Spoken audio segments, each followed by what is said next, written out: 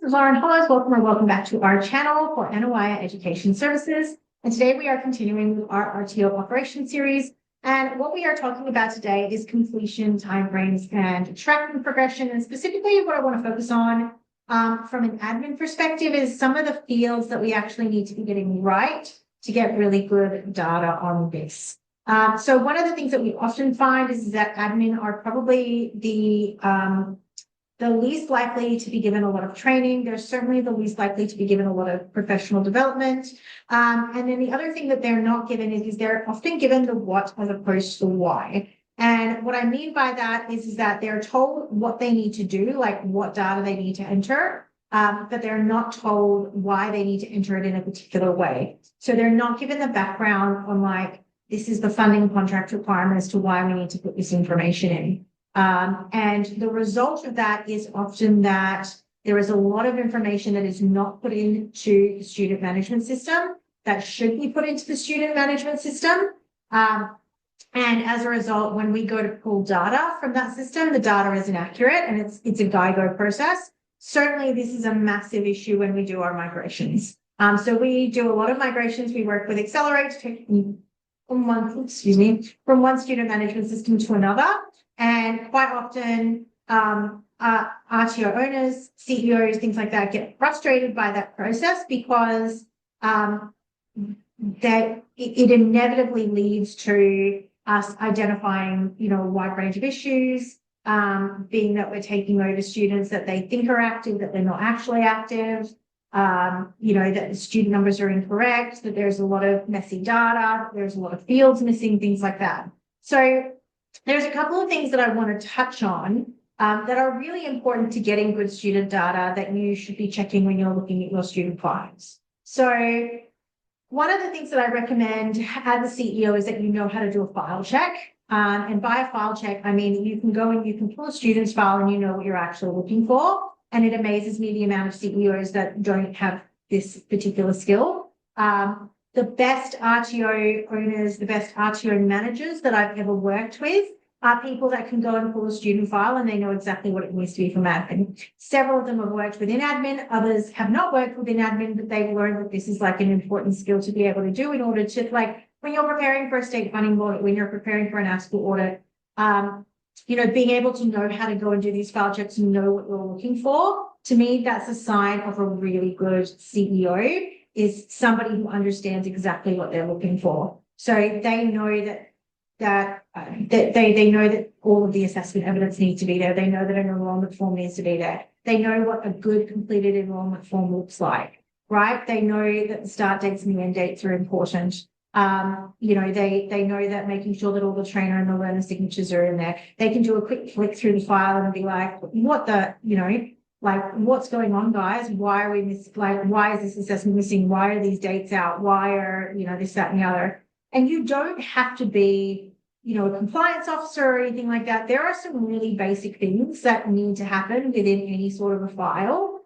And if you can't pull that sort of information, if you as an RTO owner cannot pull a student file and know what should be in there, then you really need to spend some more time familiarizing yourself with the business, or you need to put an RTO manager or a CEO or a PEO in place that's actually going to be able to answer those questions, okay?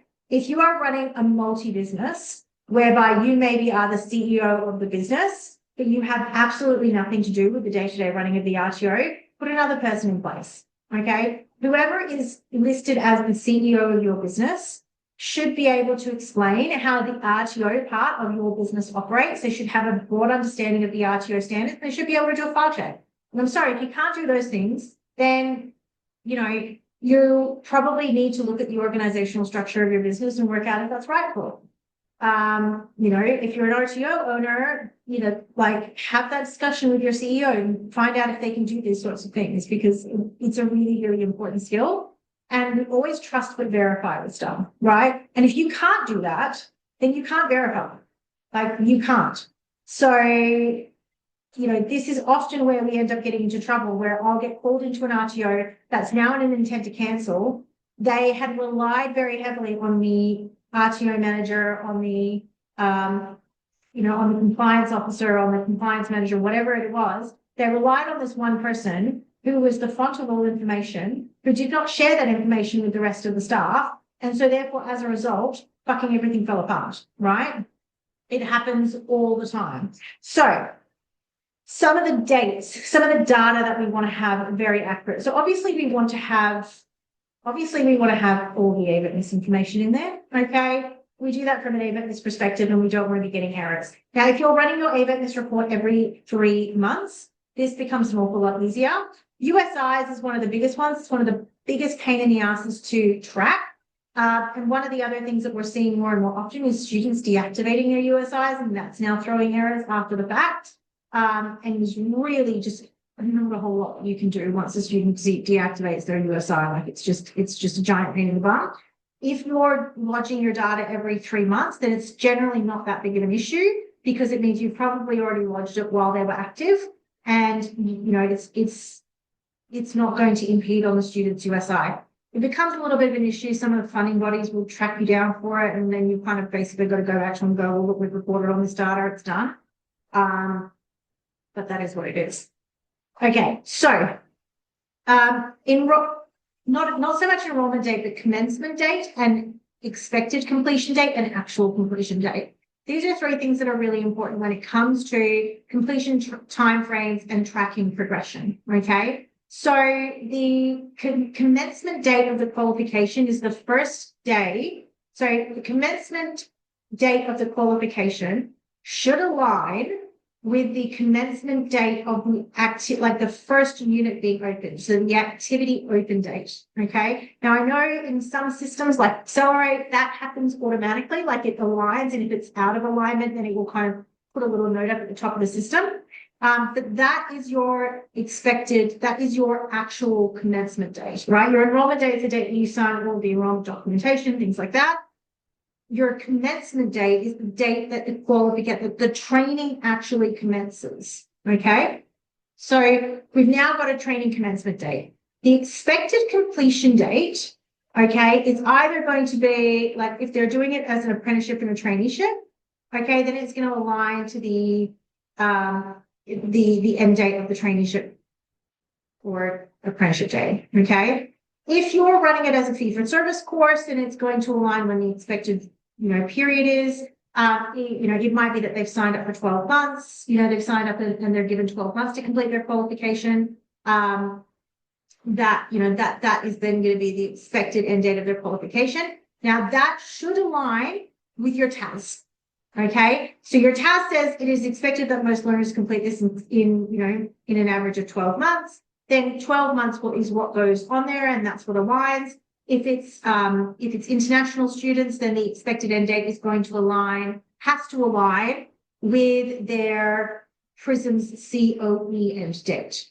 Okay, so those 2 dates are really important, and the reason for that is you can then run reports in several student management systems on where the student should be at on that basis, right? So if a student is 6 months into a course, right, and they have completed 25% of their units, okay, we are in trouble. We are not meeting where we're supposed to be at, okay? So this is particularly helpful for internationals who have to very closely track their course progression, and it allows you to automate some of those reports. And the other thing that you can do, certainly within systems like Accelerate, is you can then run that report and go, where should the student be at? Students who are behind that, let's automatically send out a warning and a reminder to the student that they're not where they're supposed to be at. Let's set up a report to say that if the student is, supposed to be at X percentage and they're at, so let's say they're supposed to be at 50%, but they're at 40%, then we're going to send that report on to administration for administration to review and action it, or for the course progressions team to review and action it, and things like that, okay? You can then set up a whole bunch of automated reminders in your system and prompts for both staff and students so that you're facilitating that process, right? So that you can demonstrate that you're tracking and monitoring and supporting course progression. That's obviously very, very important in the international space, but it's also going to become more important in the domestic space. There's already some funding requirements around it from several of the state funding contracts, but it's definitely going to become more important under the new RTO standards, which automatically have that built into it, that you are facilitating course progression, okay? You cannot facilitate course progression if you are not monitoring and tracking it. And really, the only way that you should be monitoring and tracking it is based on data, okay? It really should not be a manual process. If you have this as a manual process in your RTO, if you're an international RTO at the moment and you are doing this as a manual process where every admin has to go into every student every term, twice a term, and manually take a look at whether or not this is occurring, it's a poor process. It is a poor process if you are doing this manually, if you are having to track things via spreadsheets, okay? What you should be doing is you should be pulling data automatically from your system. You should be flagging the key risk indicators, and then there should be actions that follow. And some of those actions should be automated, okay, in an ideal world. And then the rest of them should be automated to go to a person for an action to occur, and that's reflected in your policies and procedures, okay? That's how your systems should be operating at this particular point in time, all right? And there are too many student management systems that can actually do this now. Again, I think Accelerate is the best. It's the one that I'm the most familiar with, and I certainly know that it has the capacity to be able to do this very, very easily. So, you know, you should be doing this by now. And for those people that are making an argument that you should not invest in your student management system, your student management system is your best investment outside of your people, okay? It goes your people, your, top three, your people, your assessment tools, okay, and your student management system.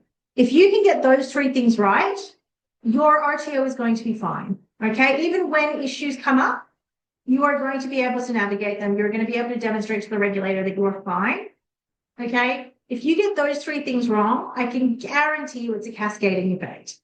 Absolutely guarantee you it's a cascading effect. So what we want to be doing is investing in our student management system.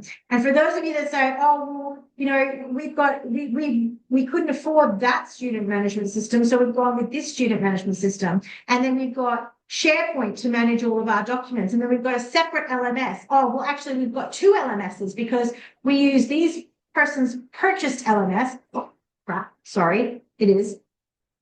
And we use our own Moodle system that, you know, we pay someone to come in and maintain. And then we have this other system that does this for our online enrollment. I'm sorry, one system, okay? There should be maybe three systems. You should have maybe three systems for your RTO. You should have Accelerate, you should have Xero, and you should have SharePoint, okay? If you've got that, you can do everything you need, all right? Throw in an Articulate license, and there is literally nothing that you can't do for your RTO. Like, it is absolutely the best way to operate. Every RTO that I've had to come and fix from beginning to end, those are the systems that I've put in place, and that's what works, right?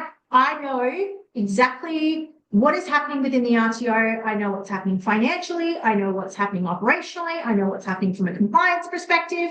I can design beautiful training materials and upload them very easily into the assessment. I can run all my assessments online. I can pull reports on what my percentages are by trainer, by this, by that. Like, those are the systems that you need, guys. If you are setting up a brand new RTO, okay, or if you are needing to fix your RTO because you don't know what's happening, so you can't answer any of the questions that I've come up with in this RTO operation series. I don't know what my student numbers are. I don't know what our completion stats are. I don't know how many learners are actually active within my RTO. I don't know what the difference is between my trainers and who's getting one completion rate and who's getting another. I don't know anything, right?